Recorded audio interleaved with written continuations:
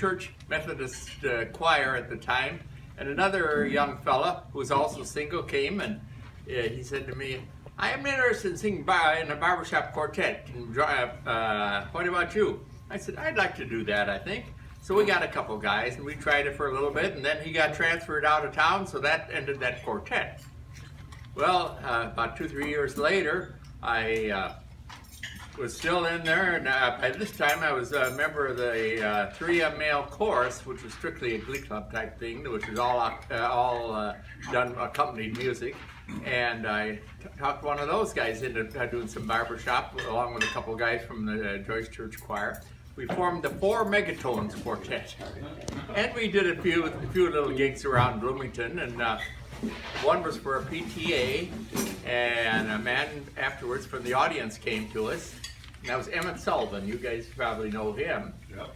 And anyway, he came to us and he said, you guys ought to come to our chapter and join it. Well, we said we have too many irons in the fire. No, we couldn't do that. Well, the quartet disbanded a year or two later, and in 1964, I thought, I'm still interested in singing in a quartet. I wasn't really that interested in the barbershop course, but I joined the Bloomington chapter. I sang in a few little pickup quartets. I think, Joel, you were in one of my pickup quartets one time. Oh, yeah, sure. And in 1966, I was in now the Hillcrest Methodist Church Choir. And Chuck Oberg from the Bloomington chapter was also in there. We had a very active youth group at the time, and they decided to, as a money-making thing, sponsor a church-wide talent show. And they wanted a barbershop quartet. So they came to Chuck, and he came to me, and I said, well, who are we going to get for tenor and bass? Well, he said, we've got a tenor and a choir and a bass choir. We can probably do it. Well, we started with those two, and it was a complete disaster in rehearsal. Those two knew nothing about barbershop. The tenor knew nothing about singing falsetto. It was just wasn't going to work. So then at a choir practice, and Merrill Miller was a newly appointed choir director, and he had heard about it, and he says, how's it going? I said, it's a disaster. I said, we're not going to get anywhere, and I told him our problems. He said, well, he said, you know, if you could get a tenor who could sing a little bit of barbershop or knew a little bit, he says, I think I could fill in for a bass a little bit and show these other guys how to sing it. So Mike Stump happened to be just joining both Bloomington chapter and choir at that time, so we got him. We tried it. I looked at Chuck, he looked at me. We told the other two guys that were in the that we had chosen the first time, get lost, we got our quartet right now. And so the Hillcresters was born. And we did that, and we tried to talk Merrill into joining the Barbershop Society. No, I don't have time, he says. But I can, this summer when I'm off, he was a teacher, he says, I can sing with you a little bit in the summer, but I don't have time to join. Well, we kept working on them, and finally we got them to join, and so we became a registered quartet. And for 2 years, we started singing some contests. We weren't all that good, but we were having fun. 2 years later, Chuck Oberg suffered a serious heart attack, and he didn't have the energy after that, so he said, I'm going to have to quit. So we decided we wanted to keep going. So we we decided we'd reorganize, but Merrill said, I'd like to try lead. I said, well, I could hardly do baritone, and so we got a new bass, and Paul Will, and then we had a pretty decent sound. First division contest we went into, we won it. Well, we found out later that it's a little more harder to sing in a district contest and international prelims than it is to win a division. But we kept going, and one of our highlights was in '71, Steve Shannon from the St. Paul chapter had a contact of a fella from Sweden who was in a music group. And this fella was really interested in barbershop music. So the fella, Steve sent him records and music of barbershop. And Steve said, gee, you know, it would be really fun to form a chorus from the Twin Cities chapters and go over next summer and put on a show about Americana and barbershopping. So we got about 50 guys to do that, and our quartet thought that sounds like fun. So we joined it, and also the Night House joined it. Well, and we were going to be the two headliner quartets. Well, that spring, the Night House entered the international prelims, and they won the right to go to international. And both Steve and Dale Torrey said, we can't do both. It was just too much for them. So they got dropped out of the Sweden chorus, and Fred Street took over directing the Swedish chorus now. And we did go over there, and we had a ball. We were the headliner quartet, and we got to meet all the Swedes, and we got to go to do afterglows in their rooms, and it was just a ball. And so then in '73, we entered a chorus or a talent contest at the state fair, and we didn't win, but two of the judges were members of a big band, Don Cabot Big Band, 16 or 17 professional musicians that played music of the 30s and 40s, and they had a contract the following year to do an hour-and-a-half show out at the band shell at the state fair, and they thought, gee, it would be nice to have a group that could do modern air type things, sing with four guys who would sing with one of our vocalists, female vocalists. So they interviewed us, we did it, and Merrill did a lot of the arrangements. So we did that, and the 1 year that we sang at the state fair 10 nights in a row turned out to be 7 years, 10 nights in a row. Every year we came out there after work from 6:45 to 8:15. We were at the band shell putting on a show. And we even did, quartet even did some sideshows over at the Heritage Square while we were there. So that was a good boost for us, and but shortly after that year in '74, Paul Will said, I just recently found out I'm going to be transferred to Chicago, so I'm going to have to quit the quartet. Well, we wanted to keep going, so we thought of Dan Topol, who had been with us on the trip to the Scandinavian countries, so we asked him, and he joined the quartet. So one of the highlights singing with him was in '76, Valley Fair Amusement Park opened up, and they were looking for entertainment. So we went there, and they didn't have many rides at the time. They knew they'd have large crowds, and they thought people are going to line up for these rides, and they're going to get frustrated. They can't get on them right away. So it'd be nice to have a group that could entertain them while they were in line. So we did that, and the old wooden roller coaster was the only roller coaster, and a lot of people lined up for that. So we got a crazy idea. We said, wouldn't it be fun if we asked the ride owner if we could get on in the first two seats and turn around and sing to them as everything went through the ride. Well, we were fine until we got to the first dip, and then we completely lost pitch, and that was it. But the people loved it, and so we entertained there several weekends. Well, then it got to be too much for Dan, so the parade of quartets is starting now, so or parade of basses, I should say. So now Ron Glazer became our next bass. Well, about that time, we sang for the inaugural show of the Williston, North Dakota chapter. And about a year later, they contacted us and they said, well, we're really going strong now, and we've got a Sweet Adeline chorus that's going strong. And we've arranged to do some shows over in England, because Babs was just starting, and we're going to do some shows over there, and we need a headliner quartet. If we paid your way to airfare back and forth, would you do it? We said, sure. So we went over there, did shows in Bristol, Brighton, Liverpool, and Newcastle. And one of our highlights over there was towards the end of the trip, we were on a bus going back to London, and they stopped at a fancy restaurant, and we were eating lunch. And all of a sudden, over the loudspeaker, they said, "Would the Knights of Harmony please go out to the courtyard?" So we thought, what's that? So we went out the courtyard, and here was a television crew from the BBC, and they decided to do a 15-minute segment on our quartet and on barbershopping.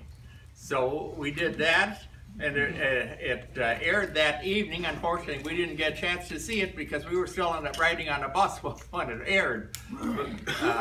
But the quartet got a little too busy for Ron, so then he quit about 79, and so we asked Norm DiCarlo if he would be interested, because we thought he'd be a great bass. Well, at first he sounded interested, and then he realized all the shows we were doing, because we were getting pretty popular as a show quartet, so he said, I really don't know if I could do that. I'm president of the Minneapolis Commodores right now, and I don't know if I can do that.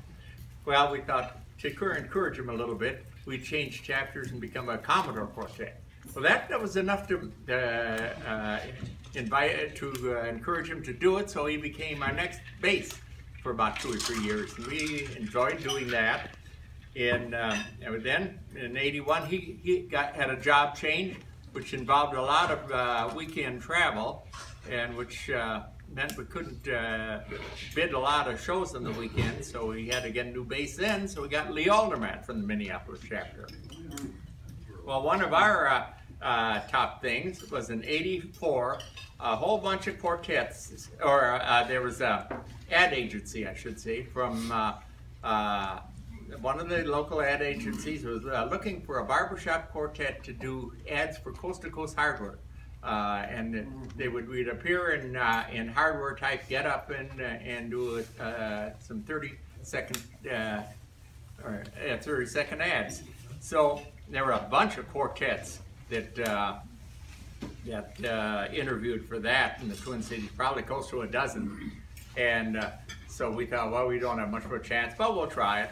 So we went down there. Lo and behold, 2 days afterwards, they said, well, you're one of the semifinalists and want you and the talk of the town to come down. Remember that, Judd? And we went down for another interview. And we thought, well, these guys talk of the town, they're awfully good. We're not going to get it there. Got the job. So we went home. Lo and behold, 2 hours later, they said, you got the job. And we couldn't believe it. And so... Yeah, right. I know you couldn't. You know what I think that made the difference was the fact that Merrill said, they had a jingle writer. And he said, well, I can write parodies to any public domain song. And Merrill says, I can make it a barbershop arrangement to anyone. And so I think they realized that would be an easy way to get around it. So that's probably how we got the job. Well, then we had to do 4 test market ones.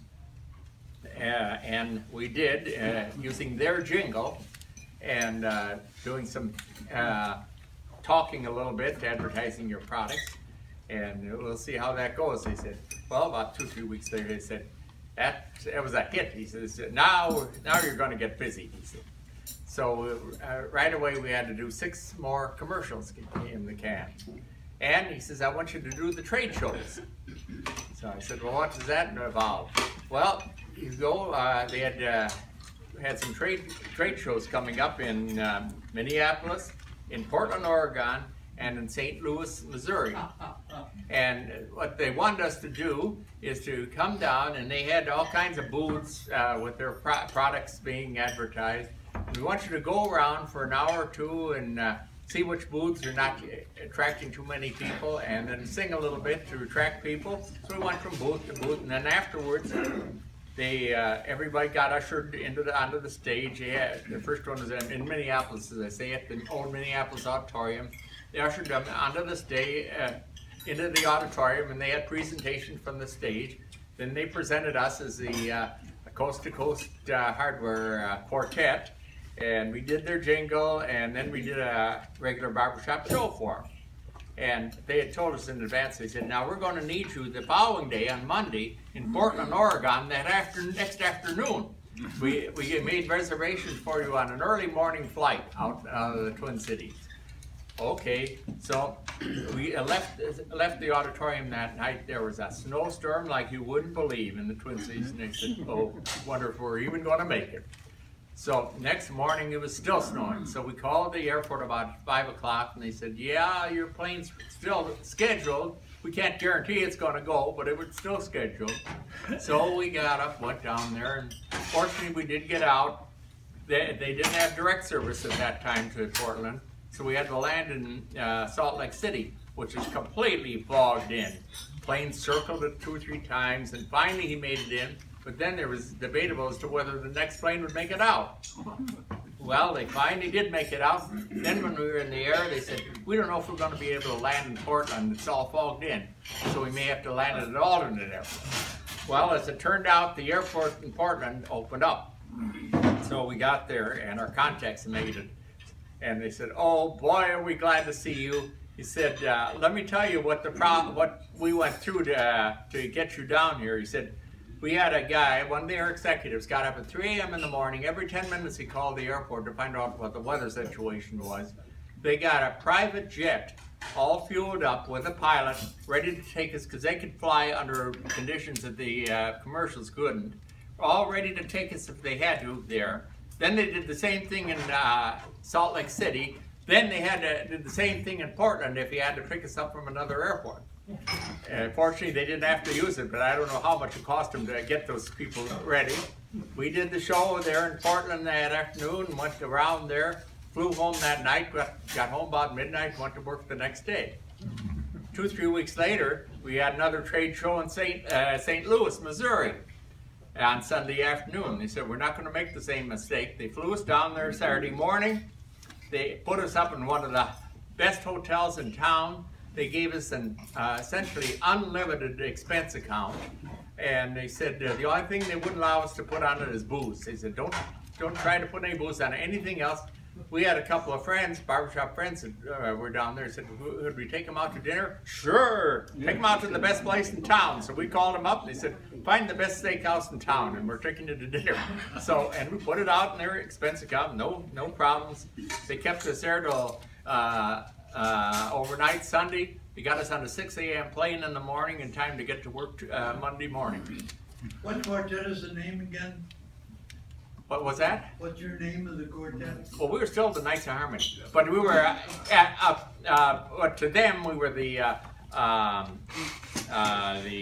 coast-to-coast hardware men, because we dressed as hardware men. We had regular coats like hardware men, and we did our ads in a mock hardware store, and so that lasted for about 6 more months. Well, and then it ended because they got a new ad man, but it was interesting. At that time, Lee Aldermott decided it was enough time in the quartet. So Dan Topol was available again. So we worked with him for a couple more years. And while he was in the quartet, we got an interesting telephone call from a very rich entrepreneur in eastern in the Upper Peninsula of Michigan. I think we got a referral from your quartet, the happiness on that, because I think you got asked to do it. I don't know, but I thought you got asked to do it and couldn't do it, and you referred to us. But he said, I have a train up here, and his hobby was refurbishing old cars so they looked like the top cars of the 1930s and 40s that they used to run on the railroad. And he says, we have an entertainment car on there. I'd like you to bring a little private plane to the Twin Cities, fly you up to Ontonagon, Michigan. I'll give you $800 for this. You get on the train, you wait around till they've had dinner, then you go to the entertainment car. They had a couple members from the Magic Strings entertaining, and then we entertained. Then we said, we'll feed you. So we went, gave us a big prime rib dinner. We got done about 9 o'clock, and he said, now, the train's going to come to several crossings that'll fairly near Iron Mountain, Michigan. So he got a chase car, and he says, about 10 o'clock, we'll take you off. That'll be the first crossing. Well, we said, gee, we've got almost an hour. Could we? These people are in the just sitting around in the parlor car. Could we go and introduce them or attending? He says, oh, that would be great. So we started walking up and down there. We got to be 10 o'clock.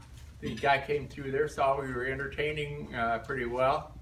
He had a walkie-talkie, told the engineer to go on, and he waved the chase car on. Well, this happened to about 5 different intersections, and it was about 11:30 before we finally got off the train. And so he reached in the pocket, gave us each an extra $50 bill tip, and we got to the airport, got on the plane. It was just a little one single engine plane. Yeah, pilot said, I'm sure glad you got here. There's a whole bunch of thunderstorms that are starting up. So we got into the midst of that. And he couldn't fly over it.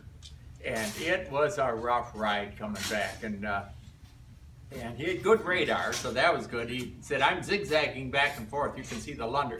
Okay, I know she's trying to get me going. But anyway, we got back here about 2 o'clock in the morning, and the pilot said, I got good news and bad news. He says, the good news is the storms are over, I can land. The bad news is not, the only airport open is a main airport, and we had started out from Anoka Airport, so we had to take a cab all the way back there, then take a cab, and then drive all the way home, and 2 hours later get up for work. But we had 3 or 4 of those jobs. Well, then Dan Topol left us in '87, and he had a row with Mike Stump, and he just left us high and dry, and we thought, what are we going to do now? We got several gigs coming up. They weren't major ones, but we wanted to fulfill them. Doug Miller happened to be a director of the chapter at the time, musical director. He says, I'll do that. I'm a quick learner if you want me to. And so he did that, and we managed to do the gigs. And he said, well, can you continue singing with us? Yeah, I'd love to, he said. So he did that for a while, but about a year later, he developed voice problems. So he said, I'm going to have to bow out. I won't leave you high and dry, but let's try and get another bass. Well, at that time, Jim Richards was looking for a quartet that could enter this seniors contest, which had just started in 1986. He looked at our ages and he said, well, I was the youngest one. He said, 1989, we'd all be eligible. So this was in '88, so he contacted us. We took him in. He says, the only thing is, he says, I refuse to be another bass of the Knights of Harmony. I want a new name. So we became Grandma's Bows. We went to Honolulu for the first our first contest there. In Honolulu, we sang in a auditorium of a large hotel, and we had a kind of a unique package. We sang, first of all, the George Burns rendition of Old Bones, and then we went to Old Quartet of Mine. Well, we dressed in old tacky clothes for George Burns. We dressed up Jim Richards to look like George Burns, and he was an exact look-alike. And then after we did our first song, we were to rip off all that. We had this fancy outfit on, and then we were singing that Old Quartet of Mine, which was supposed to be kind of a reminder thing. We thought this will be a nice package. We got through the first song, and we just started the second song when all of a sudden the fire alarm went off. And they said, everybody evacuate the place immediately. So everybody went out in the hall. Well, about 15 minutes later, they found out it was a false alarm. So they told us we could go back in. Well, the judges said, well, we would recommend you just start your package completely over again. Well, we did, but the surprise was over, so we weren't quite as, I didn't think we sang as well. We came out second, though. So we said, next year we're going to win this sucker. So next year was in Tucson, and we worked a little harder, and there had 19 competitors, and we won in 1990. And one of our highlights there was the following summer, we got a chance to sing at the big contest, which was held in San Francisco. And at the Cow Palace, we told us they could do 3 songs while the judges were tallying scores for the quarterfinals. So Jim Richards, being the purist that he was, said they've got to be pure barbershop. We've got to do pure barbershop. Well, Mike and Merrill and I got together and we said, we want to do dueling banjos. Oh, Jim says, that's not barbershop. We can't do that. And finally we said, it's 3 against 1. We've got to do that.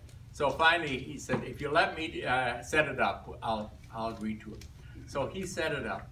We did it. Halfway through, we got applause like crazy from the audience. And at the end, we got a standing ovation. So we got some notoriety from that, and we did a lot of shows through the 90s, and unfortunately we were about 4 or 5 days away from doing a show with the Midwinters at the Midwinter along with the AISQC chorus, at Biloxi, Mississippi. This is January 1999 when Mike Stump fell over dead in his apartment of a heart attack. So that ended that, and after his memorial service, we got together and said, well, what are we going to do? We got a bunch of gigs here, and so we thought we would like to get somebody. We wanted somebody to be approximately our age. We thought of Keith Branson, and we called him, and he says, yeah, I'll give it a try.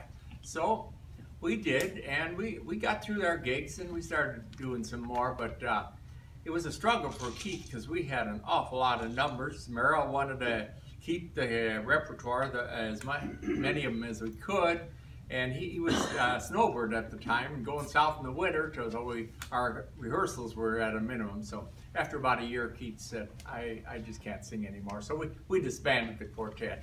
We figured we'd had a wonderful run. So at that time, I also joined GNU as a dual member because I had a little extra time now. And I also, while I was there, I joined 3 other registered quartets. Let's see, it was Old Spice, Moldy Oldies, and Harpsichord. And both the Moldy Oldies and Harpsichord sang in international seniors quartet contests a couple times. And then after that, I just went on to regular singing. Did a lot of singing in Valentine's Day quartets and things like that. And I did some fill-in for other quartets. And I was very active with both GNU and the Commodores until about 2014 when my legs just got to the point I couldn't take it anymore. So that's about my story.